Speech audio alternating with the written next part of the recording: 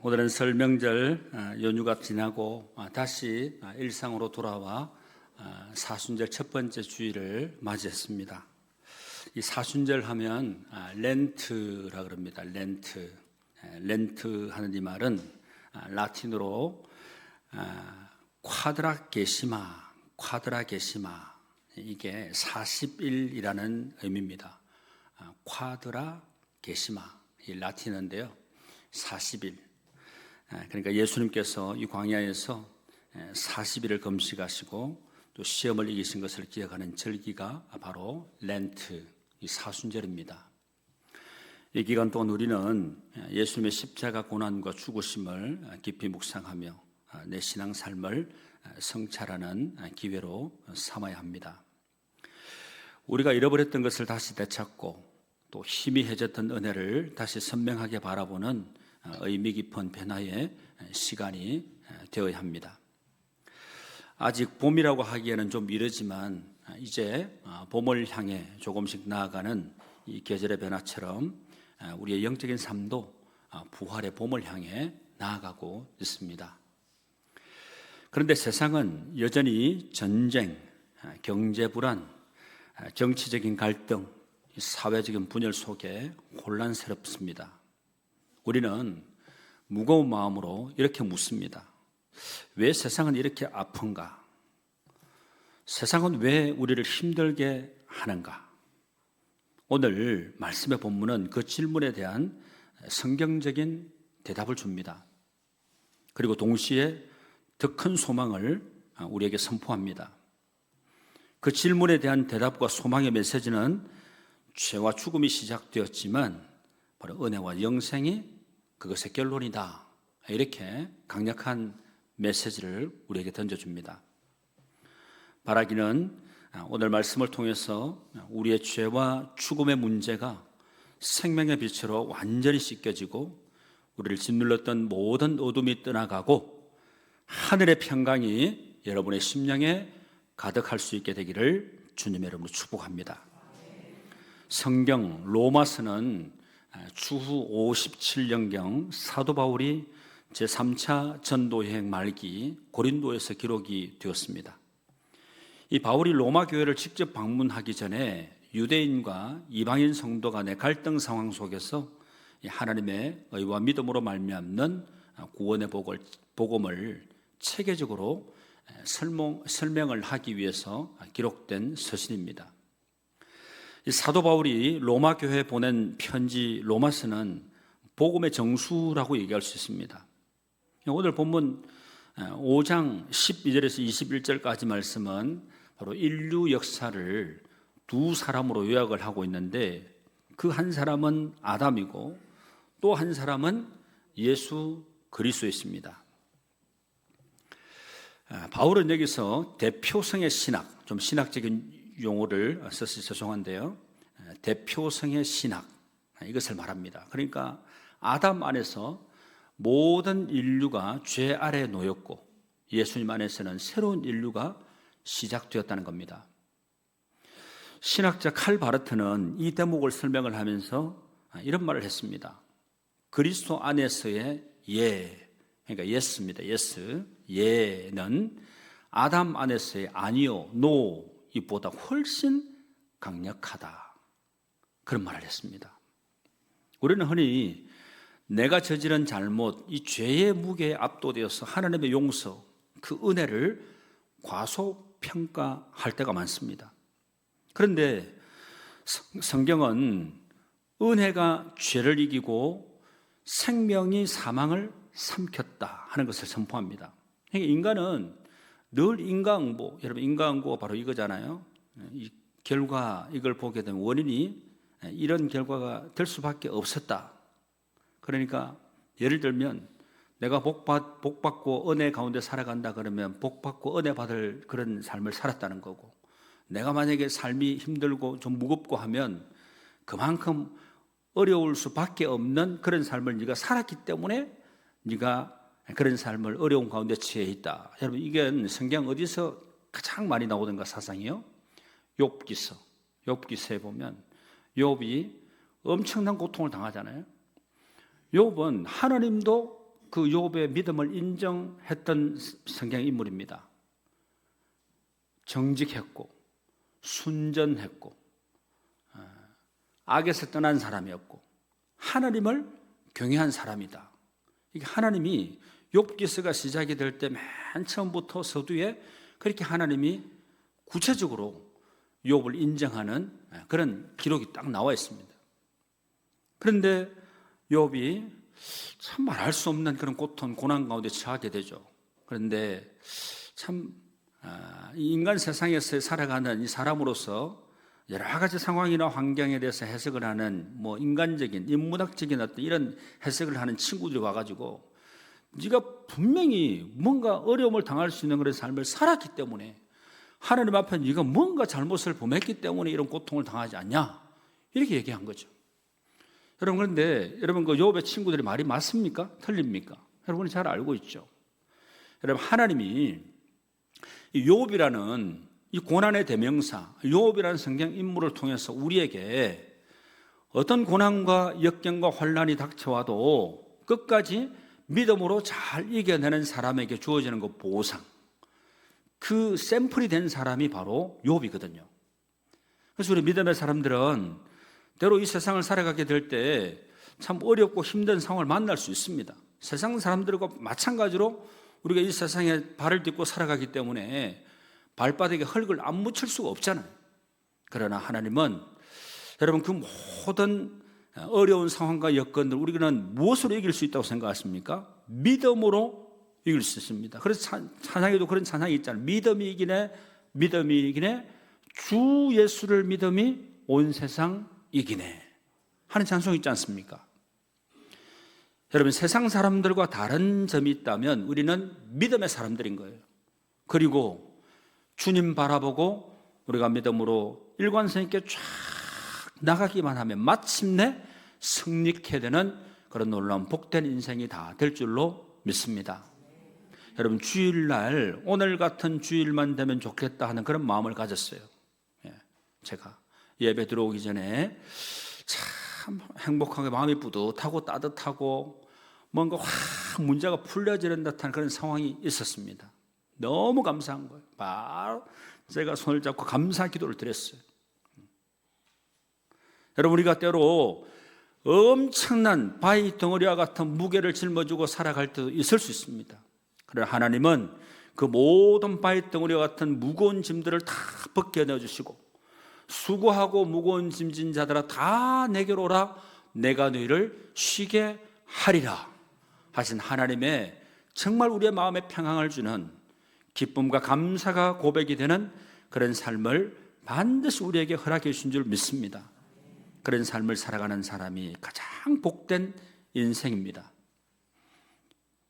여러분 인간은 바로 늘 인과응보의 굴레 속에서 살아가게 되는데 잘못하면 벌을 받고 잘하면 상을 받는다는 그런 논리 아닙니까?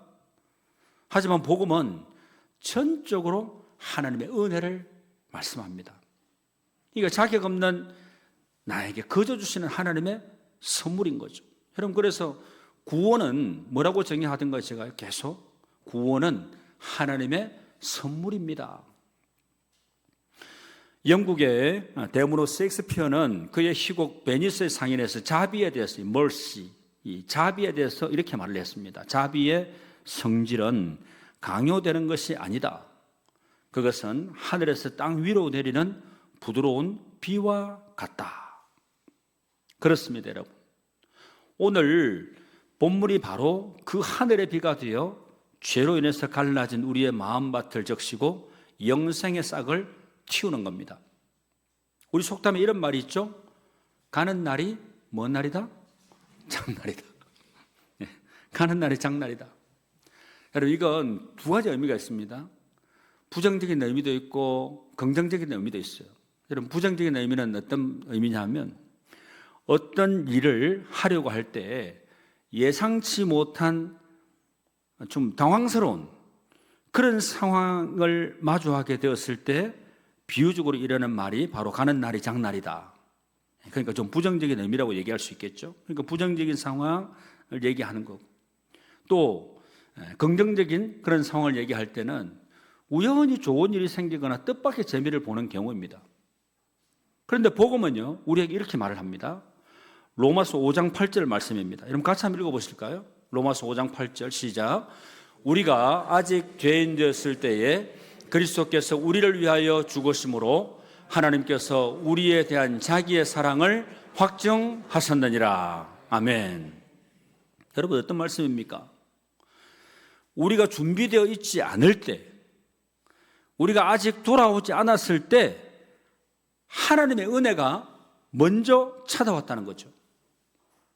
여러분 이게 바로 복음 아니겠습니까? 여러분 먼저 오늘 본문 12절 말씀 한번 보겠습니다. 12절 말씀 같이 한번 읽어보시죠. 시작. 그러므로 한 사람이 들어오고 죄로 말미암아 사망이 들어왔나니 이와 같이 모든 사람이 죄를 지었으므로 사망이 모든 사람에게 이르렀느니라. 아멘. 여기서 죄에 해당하는 헬라어 여러분 참 많이 들으셨을 텐데 하마르티아라는 말입니다. 하마르티아. 하마르티아 이 말은 양궁 선수가 활 시위를 당겨가지고 쫙 쏘았을 때 화살이 이 표적 타겟에 정확하게 맞아야 되는데 그 타겟을 벗어나는 것. 이게 바로 하마르티아입니다. 그러니까 관역에서 벗어난 상태. 그게 바로 하마르티아. 죄라는 거예요. 그러니까 하나님이 정하신 풍성한 이 삶의 관역에서 벗어난 게 바로 죄라는 겁니다. 그러니까 이 죄는 단순히 도덕적인 그 실수를 넘어서 사망이라는 무시무시한 통치자를 데려왔습니다. 그래서 이 말씀을 공동번역 성경은 이렇게 번역을 합니다. 한 사람이 죄를 지어 이 세상에 죄가 들어왔고 그 죄가 죽음을 불러온 것과 같이 그렇게 번역을 하고 있고, 새한글 성경은 한 사람 때문에 죄가 세상 안으로 들어왔고 죄 때문에 죽음이 들어왔습니다. 그런데 여러분 새한글 성경 아까 제가 마지막 두 번째 읽어드린 죽음이 어떻게 했다 그럽니까? 들어왔습니다. 여러분 들어왔다는 표현이 참 재밌습니다. 근데 이건 마치 우리가 바이러스 시대, 코로나19 시대를 다 우리가 경험을 했죠. 바이러스가 우리 몸에 들어오게 되는 겁니다. 들어왔다. 그러니까 바이러스가 우리 몸에 들어와서 확 퍼지는 것처럼 죄의 영향력이 모든 인류에게 퍼져나갔다는 것을 생생하게 말하는 거죠. 맞다고 그러시네. 계속 딩동댕동 하는 계속. 여러분 의학적으로도 특정 유전적인 결함이 공통조상에서 비록된다는 것이 밝혀져 있습니다. 그러니까 바울이 말하는 아담 안에서 연대성, 이것은 단순한 신학적인 사변적인 게 아니라 인류가 하나의 뿌리에서 나왔다는 실존적인 진실을 담고 있는 겁니다. 여러분 오늘 제가 전하는 말씀은 좀 어려운 말씀이 될 수 있습니다. 좀 무거운 그런 느낌을 받을 수 있습니다. 그런데 이 내용은 어떤 내용이냐 하면 우리 새가족 양육 공부할 때 다 다룬 내용이라고 생각하시면 됩니다. 그러니까 죄가 원죄가 있고 자범죄가 있고 원죄는 유전성이 있다. 이런 거 다 우리 공부했잖아요. 오늘 본문 13절에서 14절까지 말씀해 보면 바울이 제기하는 율법 없이도 죄가 있었는가 하는 이 질문에 대해서 바울의 답은 명확합니다. 율법은 죄를 만들어내는 게 아니라 죄를 드러내는 그런 역할을 합니다. 그러니까 아담부터 모세까지 율법이 없던 시대에도 사람들은 다 죽었습니다. 마치 의사가 진단서를 써주기 전에도 병은 이미 존재하는 것처럼 말입니다. 여러분 건축물을 한번 생각해 보시죠. 이 건축에서 기초가 만약에 반듯하게 잘 안 올라가고 약간 기울기가 1도만 틀어져도 여러분 건물이 계속 올라가면 그 각도가 어떻게 됩니까? 각도가 계속 커지게 되겠죠. 그러면 여러분 건물이 올라가면 올라갈수록 그 각도가 엄청나게 커지는 것처럼 아담 한 사람의 그 어긋남이 인류 전체를 죽음의 위기로 몰아넣게 되었다는 겁니다. 그런데 우리는 절망할 이유가 없습니다. 이 한 사람의 원리는 뒤집어 생각해 보면 희망의 열쇠가 되는 겁니다. 한 사람의 영향력이 이토록 크다면 이제 우리에게 오실 주님, 우리에게 나타날 또 한 사람 영향력은 우리를 살리는 능력이 되기 때문에 그렇습니다. 여러분 누구를 얘기할까요? 예수님에 대해서 말씀드리고 있습니다. 여러분 창세기 2장 17절 말씀 같이 한번 읽어보실까요? 창세기 2장 17절 말씀입니다. 시작. 선악을 알게 하는 나무의 열매는 먹지 말라. 내가 먹는 날에는 반드시 죽으리라 하시니라. 여러분 여기서부터 창세기 내가 신앙생활을 딱 입문을 하고 신앙생활 좀 제대로 한번 하고 싶어가지고 창세기부터 말씀을 쫙 읽어나가는데 이해가 안 되는 말씀 너무나 많이 있는 거예요. 왜 다른 거는 다 먹는데 이건 하나만 먹지 말라 그럴까? 하나님 참 이상하시네. 여기서부터 뭐 딜레마에 빠집니다. 그래서 여러분 성경을 읽을 때 어디서부터 제일 먼저 읽으라고 얘기를 하냐면, 저는 맨 처음에 성경을 일독을 맨 처음에 하게 될 때 청년 때 했는데, 그때 우리 선배 청년부에서 선배 그 회장님이 요한복음서부터 읽으라 그러더라고요. 요한복음서부터. 물론 로마서를 잘 깨닫고 통달할 수 있으면 그 원리나 뭐 말씀의 의미를 잘 깨달을 수 있으면 로마서부터 읽으면 굉장히 좋습니다. 왜냐하면 그 뼈대를 딱 세우는 거기 때문에, 프레임을 잘 세우는 게 중요하기 때문에 로마서를 먼저 읽고 이해를 할 수 있다면 로마서 읽어도 괜찮아요. 그런데 요한복음은 영적인 복음서인데 마태, 마가, 누가복음 이 세 복음서하고는 약간 좀 다른 느낌이 있어요. 영적인 복음서인데 그렇게 은혜롭게 다가올 수 없습니다. 그래서 요한복음서를 먼저 읽으라 그렇게 얘기하기도 하고, 또 어떤 분은 여러분 시편의 말씀 참 은혜로우시죠. 시편 말씀 굉장히 은혜로워. 시편 말씀에는 고난 가운데 있는 이 시인이 하나님 앞에 정말 주님만을 바라보고 믿음을 끝까지 지켜내면서 마지막에 하나님을 찬양하고 감사 고백하는 그런 시편이 굉장히 많잖아요. 그래서 시편의 말씀을 먼저 읽으라 이렇게 권하는 사람도 있습니다. 뭐 어쨌거나 여러분 제가 이제 생각할 때는 요한복음 읽는 게 제일 좋다고 생각을 합니다. 요한복음 보면 요한복음 1장 1절부터 보면 이 세상이 어떻게 시작이 되었고 그 말씀했는데 말씀이 바로 하나님이시다 하는 영적인 의미가 담겨있는 말씀이 있고, 그 다음에 계속 읽어나가다 보면 순차적으로 또 다른 성경을 읽다 보면 다 연관이 되기 때문에 요한복음부터 읽는 게 가장 유익하다 그런 생각을 합니다. 여러분 그런데 창세기 쫙 순서대로 내가 한번 한 권을 다 읽어야지 하고 창세기 딱 읽어나가는데 바로 선악을 알게 하는 나무의 열매는 먹지 말아라 이렇게 검령의 말씀을 하는 거예요. 그러니까 사랑의 하나님, 은혜의 하나님이라고 하는데 왜 하나님이 하지 마라 이렇게 할까? 그것도 네가 먹는 날에는 반드시 죽으리라 엄청난 말씀을 하시는 겁니다. 여러분 하나님 중심의 삶에서 벗어난 게 모든 불행의 시작이었습니다. 여러분 하나님이 하지 말라 그러면 여러분 토 달고 왜 하지 말아야 됩니까? 그렇게 하면 오히려 꼬이게 돼 있어요. 여러분 하나님이 하지 마라 그런 거 그냥 안 하시면 되는 겁니다. 그러면 나중에 시간이 한번 지나보세요. 왜 하나님이 그걸 하지 마라 했던 거 이해가 다 되는 게 깨달아지는 거예요. 그러니까 여러분 단숨에 우리 신앙이 우뚝 63빌딩처럼 잠실 롯데타워처럼 한순간에 세워지는 게 아니잖아요. 우리는 아담의 후손으로 태어나서 죽음의 공포 아래 살 수밖에 없었습니다. 원어적으로 보면 들어오다 하는 이 말이 단순한 방문이 아니라 침투해서 지배하기 시작했다는 뜻인데, 그리스도 안에 있는 자에게는 이 유전적인 사망의 법칙이 정지가 되는 겁니다. 그러니까 모든 게 여러분 우리가 진리를 알지니 진리가 너희를 어떻게 한다 그랬습니까? 자유하게 하리라 말씀합니다.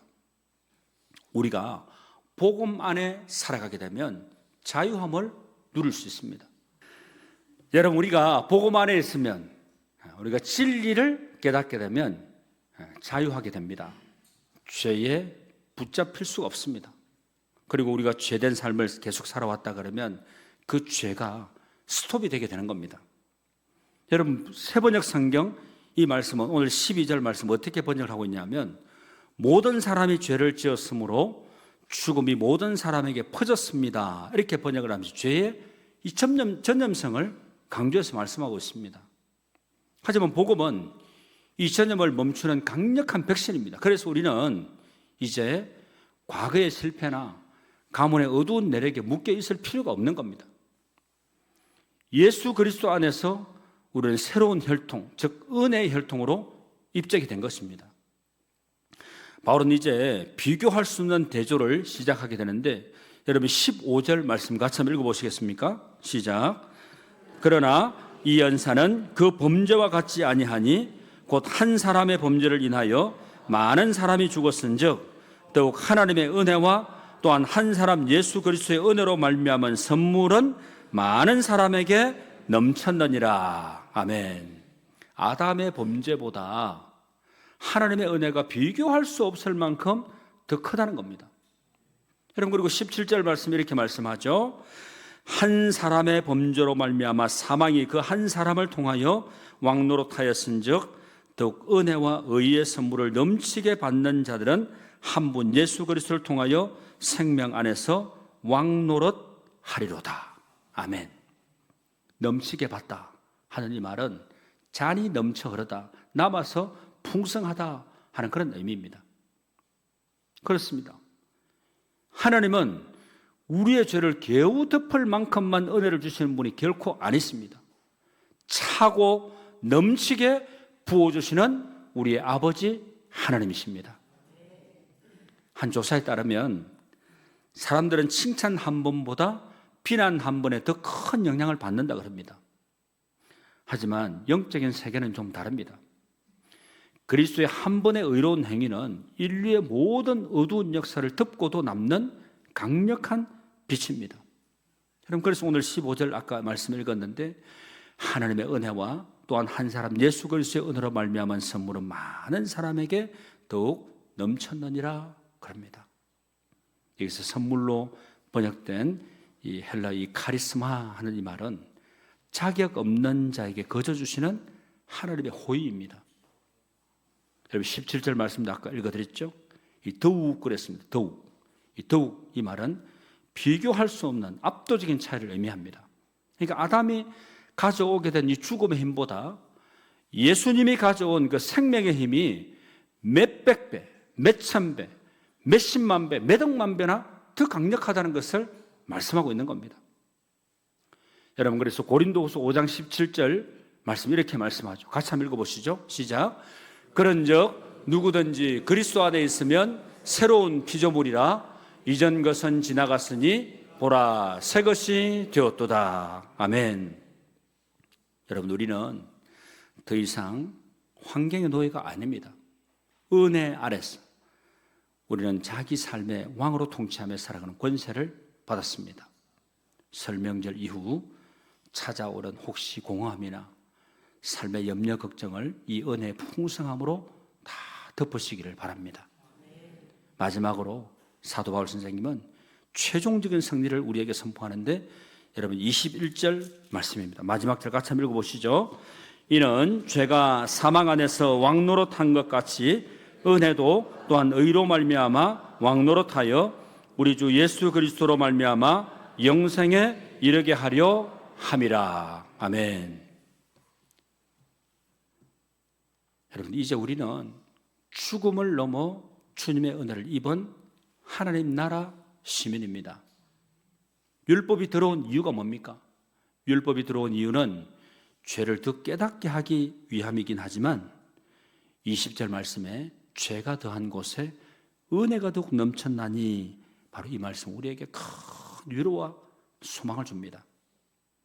정치 외교적인 측면에서 여러분 전략적인 요충지가 굉장히 중요하죠. 어떤 나라가 그 전략적인 요충지를 빨리 점령을 하느냐, 그걸 차지하느냐, 그 굉장히 전략적으로 중요합니다. 마찬가지입니다. 우리 인생의 요충지에는 은혜를 두어야 됩니다. 그래서 우리는 과거의 상처에 매여 있으면 결코 안 되는 거죠. 나는 원래 그래, 우리 집안은 원래 우울해, 이런 말은 아담의 통치 아래 있을 때의 말입니다. 그런데 이제는 그리스도 안에서 나는 새로운 피조물이다. 여러분, 이렇게 선언하십시오. 여러분, 이 영생이라는 말은 단순히 죽어서 가는 천국만을 의미하지 않습니다.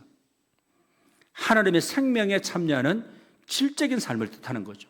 그래서 이 영생은 단순히 시간적으로 길게 사는 게 아니라 하나님의 성품에 참여하는 질 높은 삶을 의미하는 겁니다.